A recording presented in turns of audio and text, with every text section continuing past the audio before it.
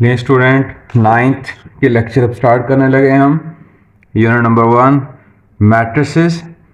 तो सबसे पहले हम आपको इसका मैट्रिसेस का कॉन्सेप्ट दे दें कि मैट्रिक्स होता क्या है। तो बच्चों याद रखो, मैट्रिक्स एक तरतीब से जो रियल नंबर उनको लिखा जाता है। तरतीब क्या है कि सबसे पहले याद रखें कि इसको हमने स्क्वायर ब्रैकेट में लिखना है, जिसे हम बड़ी ब्रैकेट कहते हैं। और जो इसमें जो नंबर लिखने हैं ना, जो इसके एलिमेंट्स होते हैं, उनकी एक तरतीब है। क्या है? ये 5 लिख दिया, ये 0 है, -9 है, ये 2 है, 3 है, चलें ये फिर हमने 1 लिख दिया। आप देख रहे हैं एक सी तरतीब है। ये एक इधर ये यूं लिख रहे हैं, और ये 5 है, इसके नीचे 2 लिख रहे हैं, ये 0 है, ये 3 लिख रहे हैं। तो ये ख़ास जो अरेंजमेंट होती है ना, एक तरतीब बन जाती है। ये बन जाता है एक मैट्रिक्स। अब तरतीब क्या? तरतीब से ये सबसे पहले ये देखें, ये जो है ना, ये वाली, ये जो रेड, ये वाली, इसको हम कहते हैं हॉरिजॉन्टल लाइन, जो रेड में मैंने अंडरलाइन की हैं दोनों।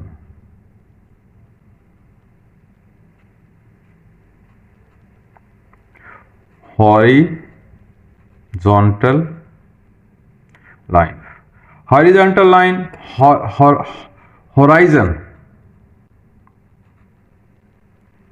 होराइजन, होराइजन किसे कहते हैं बच्चों? उफ्क। होराइजन एक वो पॉइंट है जहां पे हम देखें ना, दूर आंखें बंद करके देखें, दूर देख रहे हैं हम, एक मैदान है, कोई चीज़ें नहीं है, बिल्डिंगें वगैरह नहीं है, तो हमें ऐसे दूर देख रहे हैं, आंखें बंद करके देखें, एक वो पॉइंट नज़र आता है जहाँ पे ऐसे लगता है, सीम्स टू बी, जो अर्थ है, ज़मीन और जो आसमान है वो मिल रहे हैं। उस पॉइंट को क्या कहते हैं? हम उफ कहते हैं। अगर हम देखें तरतीब से, ये हमारे पास ज़मीन है, अर्थ है यूं, और ये हमारे पास क्या है? स्काई है। ये इस तरह की एक लाइन बन जाती है ना। उफ की लाइन या हॉरिजॉन्टल लाइन वो लाइन होगी जो ज़मीन और आसमान को मिलते दिखाई देते हैं, हालांकि मिलते नहीं हैं।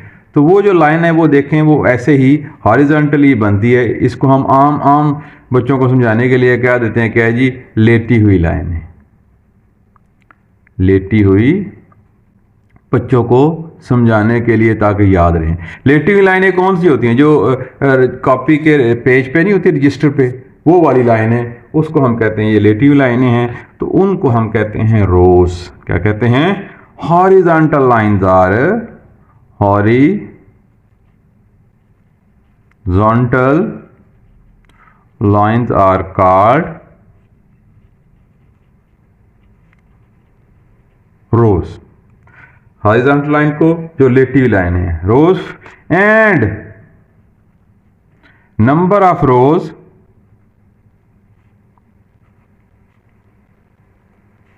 Denoted by, number of rows को हमने m डिनोट करना है कि रोज की तादाद कितनी है। याद रखें, जो भी मैट्रिक्स का कॉन्सेप्ट है, इसमें नंबर ऑफ रोज को स्मॉल m से शो करना है। अब ये वाला मैट्रिक्स है, हमने देखें इसमें नंबर ऑफ रोज नजर आ रहा है 1 और 2, तो इसमें m कितनी है? 2। जब हम m लिख देंगे तो अंडरस्टूड होगा कि इसमें ये नंबर ऑफ रोज हैं। अब दूसरा, ये जो कहते हैं एक खास तरतीब है, एक अरेंजमेंट है।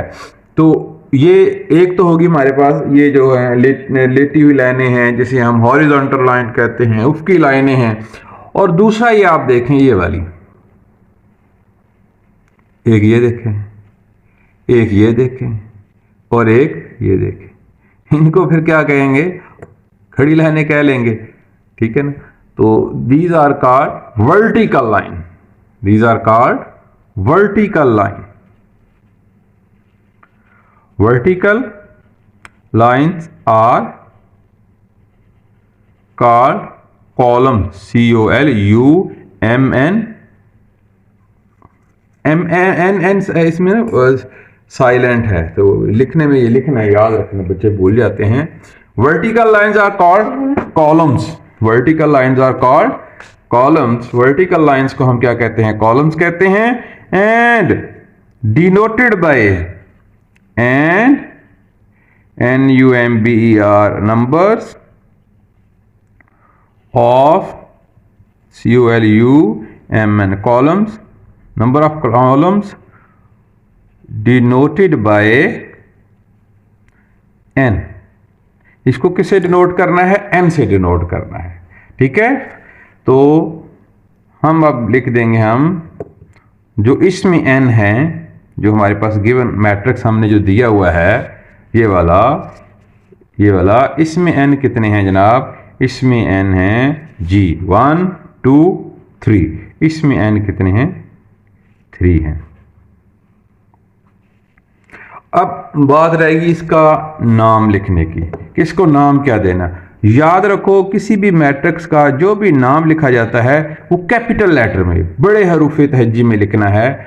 ए लिख लें, बी लिख लें, सी लिख लें, लेट हम इसका ए लिख लेते हैं। एक पॉइंट बड़ा इंपॉर्टेंट, जब इसका नाम देना है मैट्रिक्स का, वो कैपिटल लेटर में। अगर कोई हमारे पास लेट ये आ जाता है, ये हमारे पास एक बी मैट्रिक्स है, ये है ए बी सी ई आई ओ, ये एक मैट्रिक्स है। तो इसके जो एलिमेंट्स हैं जो मैट्रिक्स के अंदर लिखने हैं वो होंगे स्मॉल लेटर में, स्मॉल अल्फाबेट में, जबकि जो इसका नेम है वो हमेशा क्या होगा, कैपिटल लेटर में होगा। ये एक रूल है, ये एक तरतीब है, इसको आपने फॉलो करना है। हाँ, यूं अगर लिखा जाए, अगर मैं इसके मैट्रिक्स के नेम को ए लिख लूं, इधर ए लिख लूं, इधर बी लिख लूं, ये क्या होगा, ये भाईजान गलत हो जाएगा। यूं ये मेथड गलत है। अहम पॉइंट है, हमेशा याद रखें। क्या जी अहम पॉइंट है जी? अहम पॉइंट बच्चों ये है कि मैट्रिक्स का जो नेम है वो कैपिटल अल्फाबेट में, कैपिटल लेटर में, और अगर इसमें ABC आ जाए, उसको अगर एलिमेंट में लिखना है तो स्मॉल लेटर में, किस में लिखना है, छोटे ABC में लिखना है। उम्मीद है ये बात आपको जहन में रहेगी। दो बातें बताई हैं आपको, ये बता दिया कि मैट्रिक्स होते क्या हैं, इसमें रोज क्या होती हैं, इसमें कॉलम्स क्या होते हैं, और इसमें जो लिखने की नोटेशन है वो भी हमने आपको बता दी है। उसके बाद हमारा अगला बड़ा इंपॉर्टेंट टॉपिक है, उसे हम कहते हैं जी order of a matrix.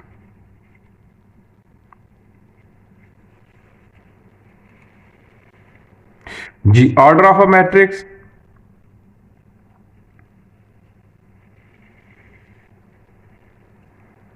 Order वैसे अगर सिंपल हम देखें कि ऑर्डर होता क्या है, कहते जी बड़े हाई ऑर्डर वाला बंदा।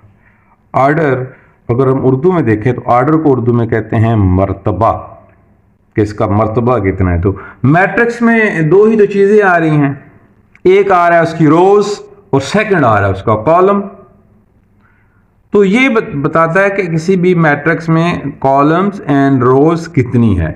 इसकी जो फॉर्म है, जो हमने इसको लिखना है, वो कैसे लिखना है। कोई भी मैट्रिक्स होगा, ये ए है, अगर हम लिख देंगे m/n, इसको m क्रॉस नहीं पढ़ना, m/, पढ़ना है, और ना ही बाद में इसको मल्टीप्लाई करना है, ये उसका होगा order. Order of a matrix कैसे फाइंड करना है, ए लिखना है जो मैट्रिक्स का नेम है, और m लिख देना है, बाय n लिख देना है। m मीन नंबर ऑफ, जी बिल्कुल सही कहा आपने, number of rose, number of rose, n क्या है, नंबर ऑफ कॉलम्स। लेट जो हमने ऊपर एग्जांपल दी है, इसी को अगर हम डिस्कस करें तो जनाब इसमें कितने m कितनी है 2 और n कितनी है, तो इसका जो ऑर्डर है a का वो क्या आ जाएगा 2/3। अब इसको मल्टीप्लाई नहीं करना, ये सिंपल ये बता रहा है कि ये एक ऐसा मैट्रिक्स है जिसमें कितनी रोज हैं, 2 रो हैं और 3 कॉलम है, 2 रो हैं और 3 कॉलम है। से सिंपल ये इधर बताया जा रहा है। ये देखें जी, बी है हमारे पास, ये है 5, इसमें m कितनी होंगी जी, 1 number of rows N number of column भी 1 होंगे। तो इसका ऑर्डर क्या आएगा, इसका ऑर्डर आएगा 1/1, मीन 1 रो है और 1 ही इसमें कॉलम है।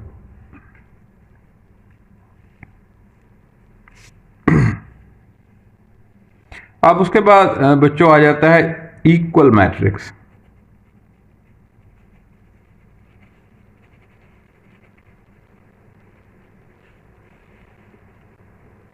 इक्वल मैट्रिसेस, इक्वल मैट्रिसेस कब होंगे, कोई भी दो हमारे पास मैट्रिक्स हैं, एक ए है और एक क्या है, बी है। ये दोनों इक्वल कैसे होंगे जनाब, इसके लिए दो कंडीशन है, दो शर्तें हैं। नंबर 1, पहला क्या है, बोथ दोनों, both the matrices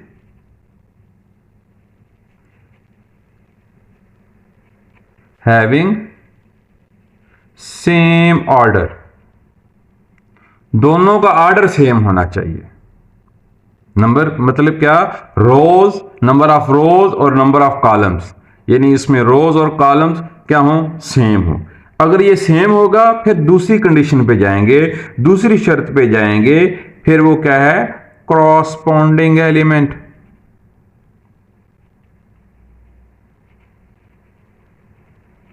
corresponding elements are equal. फिर दूसरी चीज देखनी, क्या जो इसको कॉरस्पॉन्डिंग एलिमेंट है वो इक्वल है, एक जैसे हैं या नहीं है। अब मसला ये रहा कि कॉरस्पॉन्डिंग एलिमेंट से हमारी क्या मुराद है। कॉरस्पॉन्डिंग एलिमेंट को बच्चों उर्दू में हम कहते हैं मुतनाज़रा अरकान।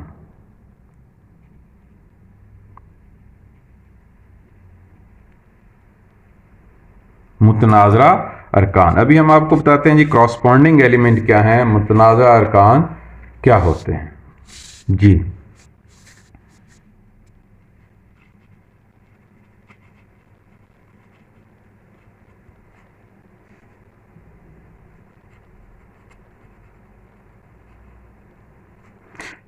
ये हमारे पास ए है, एक सेट मैट्रिक्स 2 3 0 -1। ये बी है 2 0 5 -1। अब हमने देखना है क्या ये इक्वल हैं। सबसे पहले देखना है इनका ऑर्डर जी। इसका ऑर्डर क्या है, 2 रोज हैं एंड 2 कॉलम। इसका क्या है, 2 रोज हैं 2 कॉलम। हमारी फर्स्ट कंडीशन तो कंप्लीट होगी कौन से वाली, ऑर्डर वाली। अब सेकंड क्या है, कॉरस्पॉन्डिंग एलिमेंट। कॉरस्पॉन्डिंग एलिमेंट वाली। अब बच्चों कॉरस्पॉन्डिंग एलिमेंट से क्या हो रहा है, कॉरस्पॉन्डिंग एलिमेंट से मुराद ही क्या है कि पहले वाला एलिमेंट पहले वाले से मिले, ये 2 किससे मिलना चाहिए, 2 से। सेकंड वाला सेकंड से मिलना चाहिए। थर्ड वाला, तीसरा जो ये 3 है, इधर क्या है 5 है, ये नहीं मिल रहे, तो लिहाजा इसके कॉरस्पॉन्डिंग एलिमेंट सेम नहीं है। मैट्रिसेस इक्वल होंगी उस वक्त जब उनके ऑर्डर भी सेम हो। जब ऑर्डर देख लिए हैं, सबसे पहले आपने ऑर्डर देखने, जब ऑर्डर सेम हो गए फिर आपने देखना है इनका पहला जो जिन दोनों मैट्रिसेस का सेम ऑर्डर है, उसका पहला एलिमेंट दूसरे से मिल रहा है, पहला पहले से मिल रहा है, दूसरा दूसरे से मिल रहा है, तीसरा एलिमेंट दूसरे मैट्रिक्स के तीसरे से मिल रहा है, और जितने भी हैं 2 हैं 5 2 हैं 6 जितने भी हैं 2 हैं 6 हैं जितने भी हैं, आपने देखना पहला पहले से मिले, दूसरा दूसरे से मिले, तीसरा तीसरे से मिले। अगर ऐसे है तो मैट्रिक्स क्या होंगे, इक्वल होंगे, अदरवाइज वो इक्वल नहीं होंगे। अब हम आपको इस एक्सरसाइज की तरफ ले आते हैं। सिंपल सी है,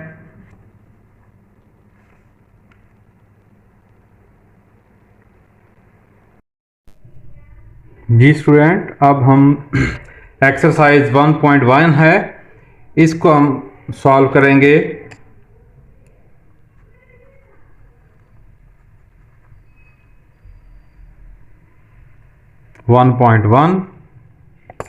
नाइन्थ मैट्रिसेस।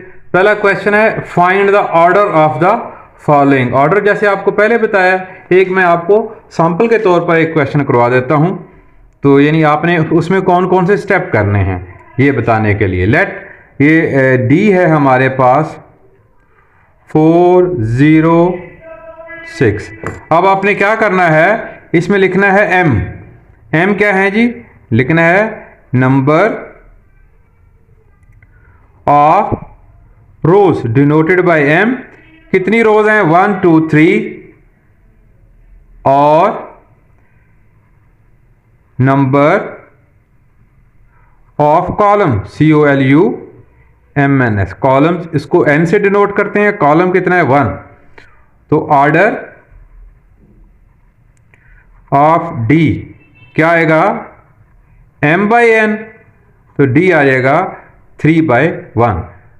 तो यूं ये दोनों लाइनें लिख लें, वेल एंड गुड।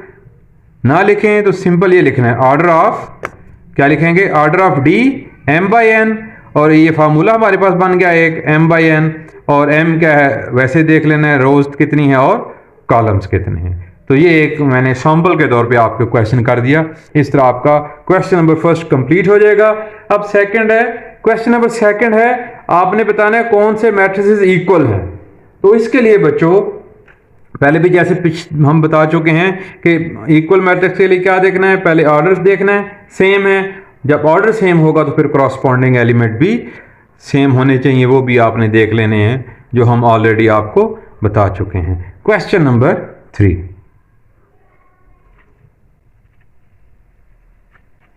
वो कह रहे हैं जी ए बी सी की वैल्यू फाइंड करनी है। ए की वैल्यू फाइंड करनी है, ए क्या है, बी की वैल्यू फाइंड करनी है, सी की वैल्यू फाइंड करनी है, और डी की वैल्यू फाइंड करनी है। कब, जब मैट्रिसेस इक्वल हों। कैसे जी, A plus C, A plus 2b, c minus 1, 4d minus 6, ये वाला मैट्रिक्स इक्वल होगा 0 माइनस 7 3 2d। ये हमारे पास क्वेश्चन आ गया। वो कह रहे हैं अगर ये कंडीशन हो, ये दोनों मैट्रिक्स इक्वल हों, तो क्या करना है, आपने ए बी सी डी की वैल्यू फाइंड करनी है। तो डियर स्टूडेंट, अब हमने करना क्या है, इक्वल मैट्रिक्स में क्या होता है, पहले उनके जो क्रॉसपॉन्डिंग एलिमेंट हैं वो सेम होंगे। क्रॉसपॉन्डिंग एलिमेंट मीन ए प्लस सी, पहला किसके इक्वल होगा, फर्स्ट के। ए प्लस 2b किसके इक्वल होगा, -7 के। c माइनस 1 किसके इक्वल होगा, ये थर्ड है, ये थर्ड के इक्वल होगा। और 4d माइनस 6 किसके इक्वल होगा, ये होगा 2d के। तो हम इसको एक ऐसे छोटी छोटी सी लाइनें लगा लेते हैं ताकि इसमें हमारा जो है मिक्सिंग ना हो जाए। लें जी, अब सबसे पहले c कर लें। ये c इज इक्वल टू 3, 1 इधर जाके क्या होगा plus, c is equal to 4। एक हमारे पास आंसर आ गया c वाला। c किसके इक्वल आ गया, 4 के। एंड नेक्स्ट, अब c d देख लें। यस, 4d, ये 6 इधर जाके प्लस हो जाएगा, ये 2d इधर जाके क्या हो जाएगा, माइनस 2d। 4d से 2d निकालें, 2d बचा इज इक्वल टू 6। ये d, ये 6 2 इधर मल्टीप्लाई और इधर जाके क्या होगा, डिवाइड होगा, क्योंकि स्टूडेंट्स, और ये d आ जाएगा 3, 2 1 द 2 2 3 द, हमारे पास d भी आ गया। अब हमने क्या फाइंड करना है, सी। ये इधर देख लेना पहले कि अब कुछ बच्चे तो देखें ये यहाँ पे भी इसको भी नहीं सॉल्व कर सकते, पहले सेकंड वाले को भी नहीं। कॉमन सेंस है पहले वाले, ये सी और डी वाला, क्योंकि ये अकेला सी वेरिएबल है ना, इसको भी फाइंड किया जा सकता है। इधर अकेला डी है, ये उस वक्त फाइंड होगा जब हमारे पास ए में या बी में से कुछ दिया गिवन होगा। ये उस वक्त फाइंड होगा जब ए या सी में से कुछ गिवन होगा। तो इस मीन अब यहाँ पे हम फाइंड करेंगे, ए फाइंड कर लेंगे, सी हमारे पास है, सी कितनी है जी, सी है हमारे पास 4 इज इक्वल टू ये वाला 4, सी की वैल्यू पुट कर देनी है, ए इज इक्वल टू -4। यानी आपको बात समझाना ये थी कि ये क्वेश्चन क्यों मुश्किल लगता है बच्चे, क्यों कंफ्यूजिंग होती है। कंफ्यूजिंग इसलिए होती है कि बच्चा कहता है ए प्लस सी, यार ये कैसे फाइंड करूं। ये दोनों ये इसमें दो वेरिएबल है, ए सी है, इसमें ए और बी है, इसमें सी है और इसमें डी है। इनमें सी अलग करना और डी अलग करना सिंपल है। जब सी डी हमारे पास आ गया, फिर हमने देखा इनमें सी यहाँ पे आ गया, तो अब हमारे पास ए भी फाइंड कर लिया हमने। अब हमें ए तो गिवन हो गया, ए कितना आ गया जी -4, ए की वैल्यू पुट करेंगे। अब हम बी निकाल लेंगे, ये -7, ये 2b इज इक्वल टू -7, ये 4 इधर जाके क्या हो जाएगा प्लस हो जाएगा, ये 2b इज इक्वल टू -7 और +4। इधर बच्चे बड़े बेचारे कंफ्यूज होते हैं, ठीक है ना, वो कहते हैं ये प्लस माइनस माइनस। बच्चों मल्टीप्लिकेशन में ये होता है प्लस माइनस माइनस होता है, अदरवाइज एडिशन में नहीं ऐसे होता है। चलें इधर मैं आपको समझाने के लिए ये एक बता देता हूं, ये देखें जी, -7 +4 और एक है -7 +4 और एक है +7 -4। क्या डिफरेंस है? ये दोनों 7 और 4 मल्टीप्लाई हो रहे हैं, ये मल्टीप्लाई, ये -7 +4 मल्टीप्लाई नहीं हो रहे। ये 7 4 का क्या होगा 28 प्लस माइनस माइनस आ जाएगा।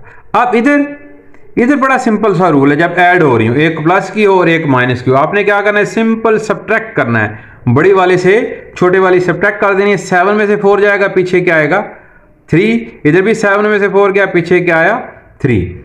लो जी अब 3 आया, अब साइन कौन सा बड़े वाली का, साइन कौन सा, इधर साइन प्लस का क्योंकि 7 प्लस का था, इधर कौन सा माइनस का क्योंकि 7 जो है वो माइनस का। वैसे बच्चों को मैं ये बताता हूं कि माइनस है, आपने उधार देना है, आप पे कर्ज है। लेट यहाँ पे देखें -7 मैंने 7 रुपये 7 रुपीज़ मैंने किसी के देने हैं और 4 रुपीज़ मेरे हैंड में हैं। जब मैं उसको 4 रुपीज़ दे दूंगा, पीछे मेरे पर कितना कर्जा -3 रुपीज़ और मैंने अभी देने हैं। ये +7 मीन मेरे हाथ में है, मेरे पास है 7 रुपीज़, -4 रुपीज़ मैंने देने हैं किसी को। जब वो 7 में से मैं 4 उसको दे दूंगा, अब मेरे पास मेरे हैंड में कितने होंगे 3 रुपीज़, ये मेरे अपने होंगे। तो यूं भी आप इसको अंडरस्टैंड कर सकते हैं पैसों के हिसाब से, लेकिन ये क्लास 6 में इसकी प्रैक्टिस अच्छी खासी करवाई गई है बच्चों को। बहरहाल नो प्रॉब्लम, इंसान पूरी उम्र सीखता रहता है, इसमें परेशानी वाली बात नहीं है। लो जी ये क्या आएगा फिर -3, ये b, ये -3, ये 2 इधर मल्टीप्लाई हो रहा है ना, और दूसरे जाके क्या होगा डिवाइड होगा। लें बच्चों अब हमारे पास a b c तीनों की जो है हमने वैल्यू चारों की वैल्यू निकाल ली। नेक्स्ट स्टूडेंट, अब हम टाइप्स ऑफ मैट्रिसेस, कॉलमों की अक़साम आपको बड़े सिंपल से मेथड से आपको बताएंगे, इसमें कोई रट्टे वाली बात नहीं है।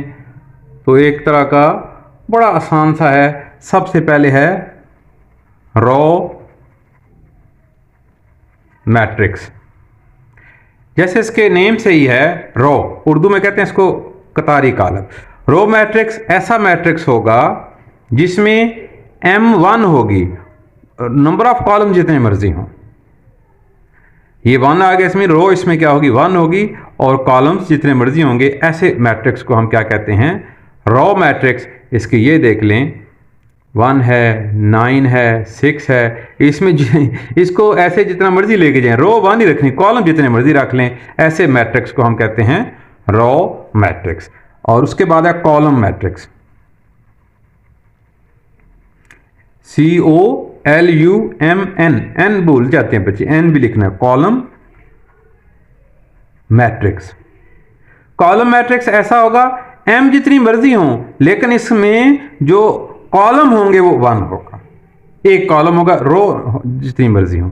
लेट इसकी एग्जांपल ये देखें 9 3 0, ये देखें यूं चलेगा, जितना मर्जी ले जाएं, जितने मर्जी इसकी रोज बना, लेकिन रिमेंबर दैट कॉलम इसमें क्या होगा वो फिक्स होगा, वो 1 नहीं होगा। आगे आ जाता है बच्चों रेक्टेंगुलर।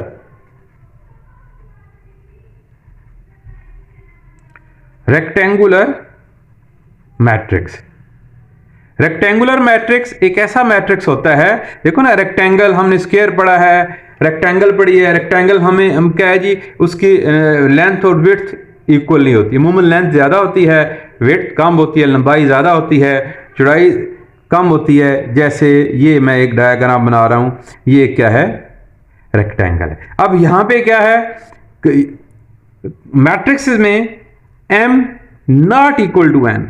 एम क्या है आपको बताया जी, एम क्या होता है, वेरी गुड, एम है नंबर ऑफ रोज, एन क्या है नंबर ऑफ कॉलम। जब ये इक्वल नहीं होंगे तो ऐसे मैट्रिक्स को हम क्या कहते हैं, रेक्टेंगुलर। ये मैं इसकी एक एग्जांपल देता हूं आपको रेक्टेंगुलर की। 1 है, 3 है, 9 है, 0 है, -5 2। हाँ जी, इसमें m कितनी है 2 है और n कितने हैं 3 हैं। तो ऐसा matrix, a matrix having different number of rows and column, in mean number of rows and columns are not equal. अगर इक्वल नहीं होंगे तो क्या होगा, रेक्टेंगुलर मैट्रिक्स होगा। उसके बाद आ गया बच्चों हमारे पास स्क्वायर। स्क्वायर मैट्रिक्स, स्क्वायर में क्या होता है, स्क्वायर में जनाब होता है लेंथ और विड्थ इक्वल होती है। मीन इन मैट्रिक्स में क्या होगा, number of rows is equal to number of column. ऐसा matrix, a type of matrix in which number of columns, number of rows is equal to number of column is called square matrix. इसकी example देख लें जी, this is a square matrix.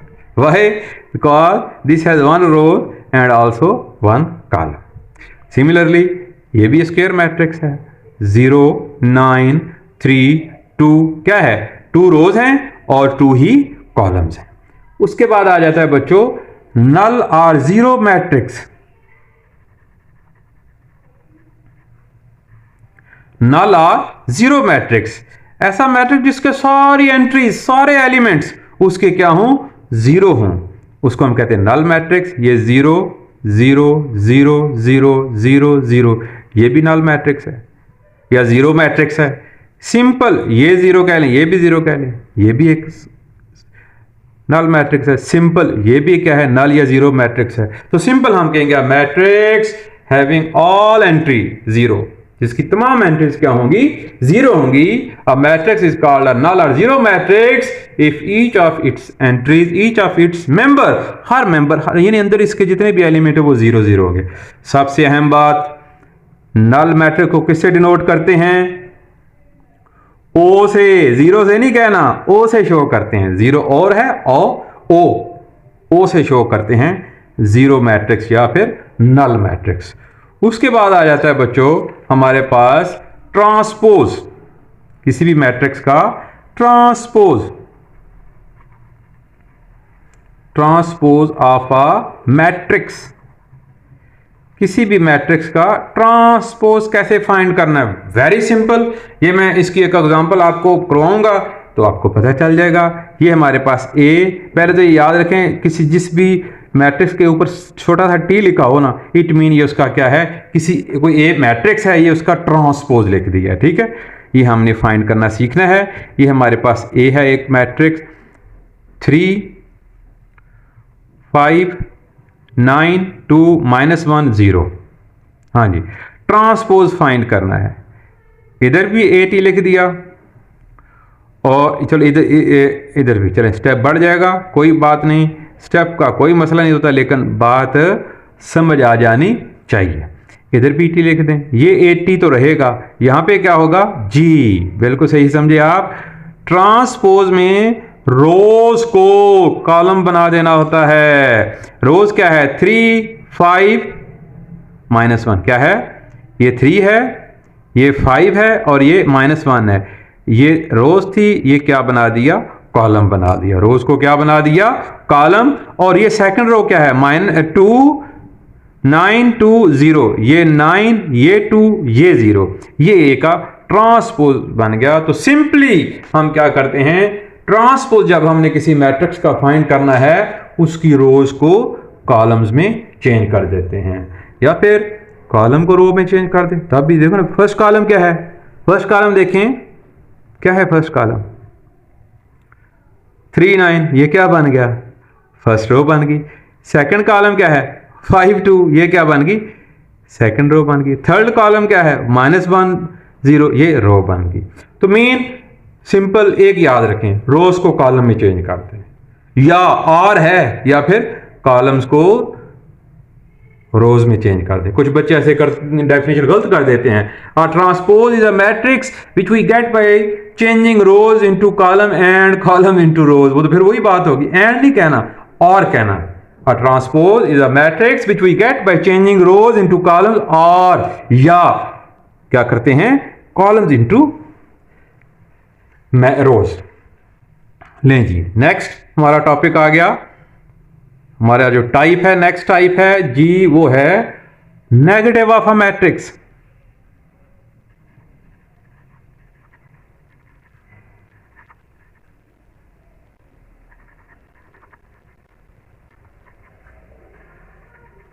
किसी भी matrix का negative find करना है। Late, ये हमारे पास ए है, 5 माइनस 2, तो नेगेटिव ऑफ ए क्या लिखना है, नेगेटिव ऑफ ए। नेगेटिव में क्या करते हैं, सारे एलिमेंट के साइन चेंज कर देना, ये प्लस का था माइनस का हो गया, ये माइनस का था प्लस हो गया, प्लस लिखते ही नहीं है, ये भी याद रखें, ये अंडरस्टूड है, जिसके साथ कोई सैंपल ना हो वो क्या होता है, प्लस होता है, तो अमूमन हम प्लस को नहीं लिखते।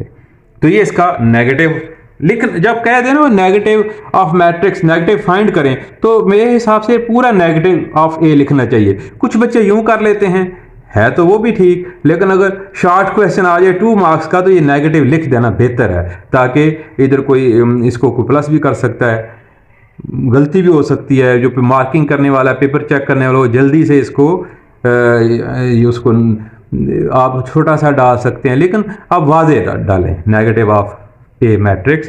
क्या करना है हमने, वो सारे एलिमेंट्स की सैंपल को चेंज कर देना है, अलामतों को तब्दील कर देना है।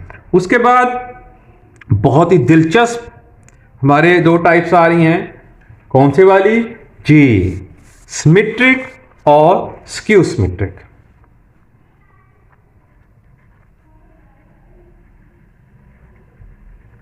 Symmetric matrix, symmetric matrix, symmetric matrix ऐसा होता है जिसका अगर हम ट्रांसपोज लें वही आ जाए, हम उस मैट्रिक्स का ट्रांसपोज लें और वो चेंज ना वही आ जाए, ऐसे मैट्रिक्स को हम क्या कहते हैं, सिमेट्रिक मैट्रिक्स। अब मसला होता है बच्चों यहाँ पे ये कि बच्चे इसको फाइंड तो कर लेते हैं, डेफिनेशन लिख देते हैं, प्रॉब्लम कहाँ पे बनता है, प्रॉब्लम बनता है इसकी एग्जाम्पल लिखने का। आज आपको इतना शानदार मेथड बताऊंगा कि मजा आ जाएगा आपको। ये ए है, मैं एक सिमेट्रिक मैट्रिक्स लिखने लगा हूं, कौन सा लिखने लगा हूं, सिमेट्रिक। यहां पे जो मर्जी लिखे, लेट मैंने यहां पे 9 लिख दिया, यहां पे मैंने -5 जो इधर लिखना है उसको भी इधर ही लिखना है, इधर जो मर्जी लिख लें। ये एक सिमेट्रिक मैट्रिक्स है, चेंज कर लें इसका ट्रांसपोज ए ही आएगा, अनचेंज रहेगा। देखो ना, चलिए लेट्स सपोज मैं इसका ट्रांसपोज फाइंड करने लगा हूं, ए का ट्रांसपोज क्या आएगा जी, 9 -5 ये आएगा, इस रो को कॉलम बना दे, -5 0, तो क्या चेंज तो नहीं ना हुआ, जो ए है वही ए ट्रांसपोज हुआ। चलें 3x3 ऐसे मैट्रिक्स की मैं आपको बता दूं एग्जांपल, जो क्या हो, जो जिसकी 3 रोज हों और 3 कॉलम्स हों। देखें जी, ये हमारे पास ए है एक मैट्रिक्स, इधर मैंने 3 लिख दिया, इधर मैंने -2 लिख दिया, इधर मैंने 6 लिख दिया जी, बिल्कुल जो इधर लिखा है वो भी इधर ही लिखना है, इधर जो मर्जी लिख लें, मैंने इधर 0 लिख लिया, 0 लिख लें, इधर क्या लिखा है मैंने 5 है तो इधर भी 5 लिखना, इधर जो मर्जी लिख लें 18।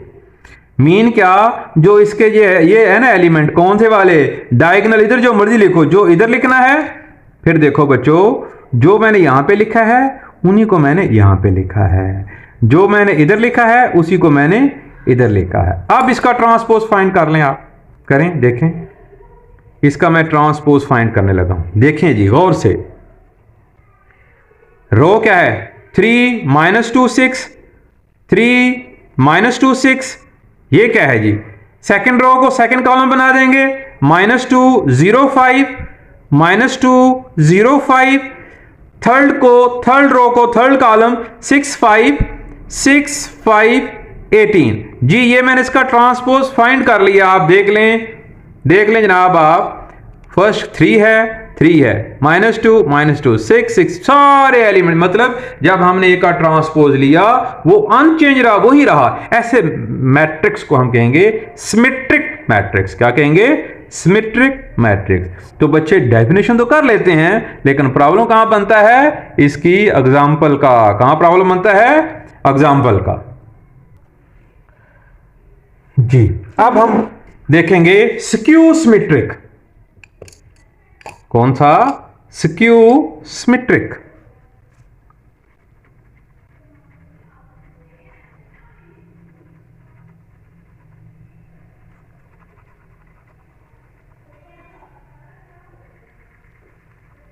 स्क्यू सिमेट्रिक डेफिनेशन बड़ी सिंपल है। क्या, मैट्रिक्स जब हम उसका ट्रांसपोज लेते हैं that's become negative of A. Negative of A बन जाएगा जब हम स्क्यू सिमेट्रिक का क्या लेंगे, ट्रांसपोज लेंगे। ठीक है, डेफिनेशन। एग्जाम्पल का मसला बनता है जी। एग्जाम्पल आपको बताने लगे हैं, वेरी सिंपल। ए लिखना है, पहली तो बात याद रखें मैंने 3/3 की एक ही एग्जाम्पल इसमें देनी है। लो जी, जो डायगोनल एलिमेंट होंगे वो 0 0 होंगे, मस्ट है। ये डायगोनल एलिमेंट क्या होंगे, 0 0। इधर क्या लिखा है, मैं 5 लिख दूं, 6 लिख दूं, इधर इसको -5 लिखेंगे और -6 लिखेंगे। इधर मैंने अगर 2 लिखा है, -2 लिखा है तो इधर +2 कर देंगे। क्या पता चला, जो मैंने इधर लिखा है ना सिमेट्रिक में, तो जो मैंने इधर लिखा है वो इधर लिखते थे, लेकिन स्क्यू सिमेट्रिक में उनके साइन चेंज कर देने हैं। दो चेंजेस हैं सिमेट्रिक और स्क्यू सिमेट्रिक में। सिमेट्रिक में तो डायगोनल एलिमेंट जो मर्जी लिख लें, इससे कोई फर्क नहीं पड़ता। स्क्यू सिमेट्रिक में डायगोनल एलिमेंट आपने हर सूरत का लिखने 0 0 0, ये जरूरी है। अब दूसरी बात, जो आपने इधर एलिमेंट लिखने उन्हीं का नेगेटिव लेना है। देखो 5 का नेगेटिव -5, 6 का नेगेटिव -6, उसके साइन चेंज कर देने। -2 का क्या आ गया, +2 आ गया। ये क्या है, स्क्यू सिमेट्रिक मैट्रिक्स है। अब एक और बड़ी इंपॉर्टेंट बात, बड़ी अहम बात क्या है जनाब, याद रखें, symmetric and skew symmetric both the matrices must be square matrix. Square matrix he symmetric या स्क्यू सिमेट्रिक हो सकता है, रेक्टेंगुलर नहीं हो सकता। जब भी आपने इसकी डेफिनेशन करनी है, आपने कहना है अ square matrix, a type of square matrix in which transpose क्या हो, ए का ट्रांसपोज ए के इक्वल होगा, सिमेट्रिक होगा। a square matrix A is said to be skew symmetric if transpose of A is equal to negative of A, यानी उसका negative आ जाए। ठीक हो गया बच्चों, अगर आप इसका ट्रांसपोज लें, चलें लेक्चर लंबा हो जाएगा, कोई बात नहीं, लेकिन समझ आ जानी चाहिए। इसका मैं ट्रांसपोज लेने लगा हूं, क्या लिखूंगा जी, ये रो को क्या बना दूंगा, कॉलम 0 5 6, ये क्या है -5 0 -2, ये क्या है -6 2 0 जी। ये हमारे पास ट्रांसपोज आ गया। जब ए का नेगेटिव लूं, ए का नेगेटिव मैं इधर फाइंड करने लगा हूं, याद रखिएगा नेगेटिव ए में साइन 0, ये -5 और ये -6, ये +5 ये 0 ये +2, ये +6 ये -2 ये 0, ये देखें दोनों इक्वल नहीं है, इक्वल है। इट मीन ये किसके इक्वल आ गया जी, ये जनाब जो हमने ए का ट्रांसपोज लिया, ये नेगेटिव ऑफ ए आ गया। Hence this A matrix is a skew symmetric matrix जी। अब 3 मैट्रिक्स ऐसे हैं, ये भी कंफ्यूजिंग होते हैं, इंशाल्लाह आपको ऐसे जबरदस्त मेथड से बताएंगे, आप कभी भी कंफ्यूज नहीं होंगे।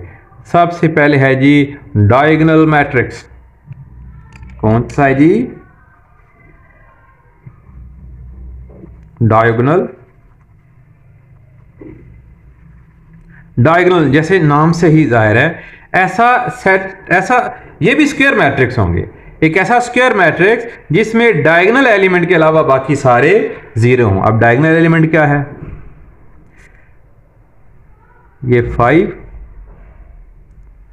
0 0 0 9 0 0 0 8, ये डायगोनल, इसको हम कहते हैं प्रिंसिपल डायगोनल है। ये भी डायगोनल अगर देखें ना, ये भी डायगोनल है तो ये भी डायगोनल, लेकिन ये प्रिंसिपल डायगोनल कहलाएगा अगर आप और डेप्थ में जाएंगे। इसका जो प्रिंसिपल डायगोनल है उसके अलावा बाकी सारे जीरो हों तो वो मैट्रिक्स क्या कहलाएगा? जी हाँ, उसको हम कहते हैं डायगोनल मैट्रिक्स। हाँ, इसमें भी मिनिमम शर्त एक जीरो ना हो। चलो ये भी जीरो कर दें चल जाएगा, ये भी जीरो कर देंगे, लेकिन मिनिमम एक जो है वो जीरो ना हो। अगर ये भी जीरो हो ये तो फिर क्या बन जाएगा?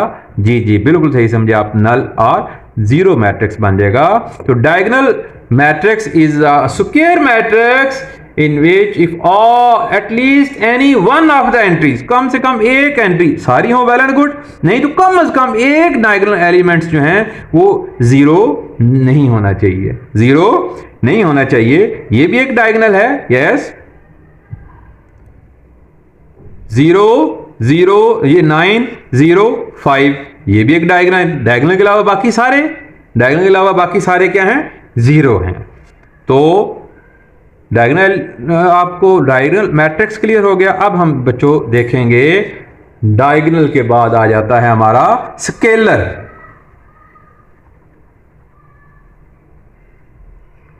Scalar matrix, scalar matrix a type of diagonal matrix, a type of diagonal matrix. जैसे हमने कहा है ना, diagonal matrix is a square matrix, इसकी डेफिनेशन यहां से शुरू करनी है। A type of diagonal matrix is called scalar if all diagonal entries are same. जो इसकी डायगोनल एंट्रीज है ना, जो इसके, वो सारी सेम होनी चाहिए। 5 0 0 0 5 0 0 0 5, ये क्या है? स्केलर मैट्रिक्स है। कैसे?